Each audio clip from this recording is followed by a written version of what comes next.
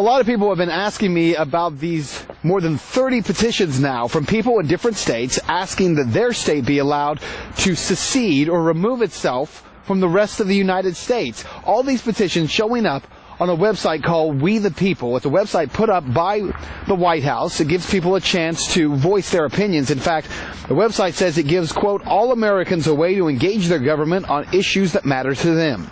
More than 30 petitions now on that website from states including Alabama, Arkansas, Colorado, Florida, Georgia, Indiana, Kentucky. The list just goes on, including, by the way, the state of Texas. Look, most of these petitions that have been put up have about 3,000 to 5,000 signatures on them. Texas alone has more than 50,000 as of the time that we're making this video here.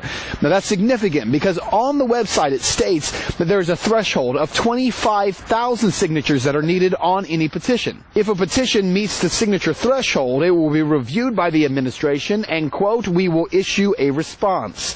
The threshold, by the way, for each of these, 25,000 signatures in 30 days. And again, until December 7th, Texas will continue to accrue signatures, now over 50,000. So the question I keep getting from people is, do states have the right to secede? Well, let's start with what the petitions specifically say. The petitions claim, according to the Declaration of Independence, quote, governments are instituted among men, deriving their just powers from the consent of the governed. That whenever any form of government becomes destructive of these ends, it is the right of the people to alter or abolish it and institute new government. Okay, so the Declaration of Independence says that, but do states really have the right to secede? Well, interestingly enough, it was on June 26 of 1788 that Virginia's elected delegates met to ratify the Constitution, and when they did, they wrote this. Quote, the people of Virginia declare and make known that the powers granted under the Constitution, being derived from the people of the United States, may be resumed by them whensoever the same shall be perverted to their injury or oppression, and that every power not granted thereby remains with them and at their will.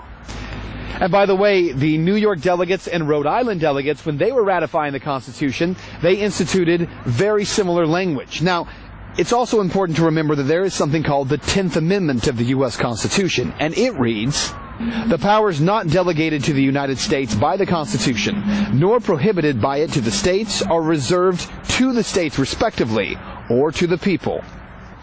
And of course, the legal question over something called nullification, where states are able to use the 10th Amendment to push back against the federal government when states' rights are trampled on, well, that's being discussed pretty regularly.